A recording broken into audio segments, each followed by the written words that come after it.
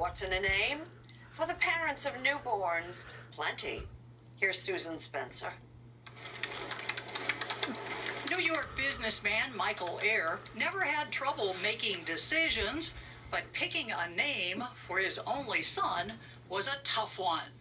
Traditional waspy names, George and Beatrice. That's what we have in our family. My grandfather on my mother's side was John, Milton, Michael. Bored with his conventional family tree, he went out on a limb. Way out. You have wandered far afield. Far afield. Ready for it? The heirs named their son Billion, as in billionaire.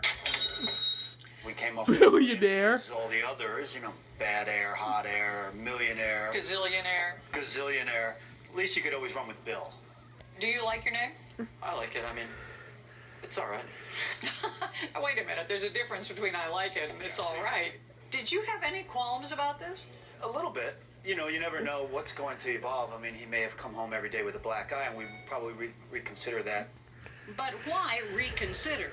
These days, there is nothing unusual about unusual names. Today's parents definitely value uniqueness over conformity. Julia Wang spent 2 years as head of digital content for The Bump, a baby-themed website. They are naming children after colors, after fruit. In the past, we had names... We name them after their grandparents. This is true. Take Kim Kardashian and Kanye West. They named their daughter North West. In 1985 to 2004, the number of names in circulation doubled. The 2017 Social Security Register shows that plain Jane names like Mary, John, and George no longer top the charts. But Messiah and Maxton, Royalty and Rain, Marcello and Magnolia all are edging up. No one is named Susan. No one, unfortunately, names that start with consonants are not popular right now. You won't see any Susans, and you won't see any Davids or Dianes. Those were mid-century names, and those were popular. God, say that. But mid-century furniture has come back, so why not baby names? Wang says expectant parents need help choosing the perfect name, whatever that is. We like to say there's no bad names. Oh, okay.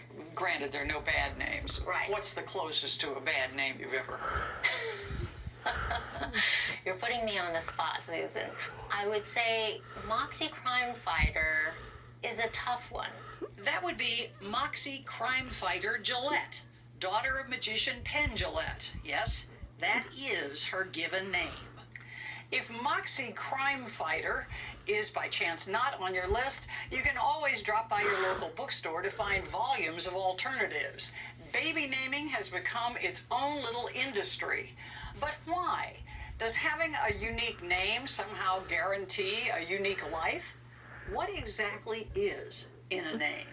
You'd think it should just be a label, an idle label that doesn't affect anything, but that's not how the world works. It turns out it matters a huge amount.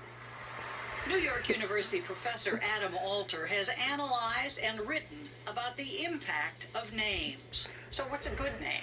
Well, there's evidence that a good name is a simple name. A name that's easy to pronounce is judged more positively. In law firms, Alter says, people with simple names tend to make partner faster.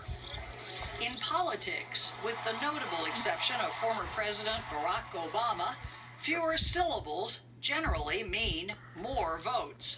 People vote more for people with simpler names. We've got some results showing that. It's been written that centuries ago, Donald Trump's ancestors were the Drumpfs. Yes. Could we have had a President Drumpf? It's less likely.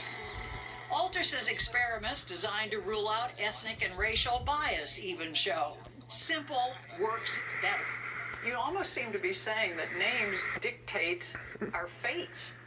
To an extent, it seems that way. Which brings us to something called nominative determinism, the idea that names play a role in determining our careers. The classic example of this is Usain Bolt.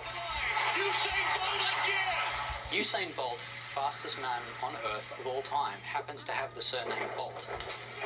Maybe that's a coincidence. We don't really know, but there's a strong association between the things that he was good at and his name. Proven or not, there are countless entertaining examples. William Wordsworth was a poet. Jules Angst, a psychiatrist. Temperature-wise, though, highs of 13. Sarah Blizzard, Amy Freeze, Larry Sprinkle, and Dallas Raines, you guessed it, meteorologists. Thomas Crapper, a sanitary engineer, and Anthony Weiner, well, you get the idea. It's possible that you are drawn to what your name keeps reminding you about. We know that we pay a lot of attention to our names. There's an effect known as the cocktail party effect.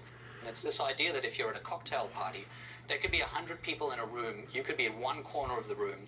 There's a lot of noise, but if someone at the other corner of the room says your first name, you will hear it. We're all very self-centered. We are a lot of it is about egocentrism, about being self-centered and focused on who we are. 17 years after his parents named him Billion, high school senior billionaire seems just fine, playing on the school golf team and in the band. Being named billionaire, you stand out more, and so people I've never met know me, but I don't even know their name. Yeah. So, you know. And I can go wherever if I see high school kids and say, hey, do you know what grade are you in? Do you know my son? And they'll say, I don't know, who is he? And I'll say, it's billionaire. And they're like, yeah, of course, billionaire. Yeah. That little bit of celebrity seems to have erased any regrets Dad might have. As you look back, the reaction, for the most part, has been positive. Positive and disbelief. Disbelief. Yeah, I always have, when I tell people his real name's Billion, they're like, oh, that's funny. I said, no, seriously. Like, really? Name expert Julia Wang. We're interviewing a family named Air and their son Billion. Your first reaction is to laugh. This is true. I mean, is that what you want? Well, it's a bold name, and it certainly is a conversation starter. Perhaps Billionaire will grow up to become a billionaire. If so, we'll finally know what's really in a name. I've been told that my name is good for television. Yes, I think that's right. It's pronounceable, it's independent. I'd say it's a good name for this job. I'm Susan Spencer in New York. Have a good evening.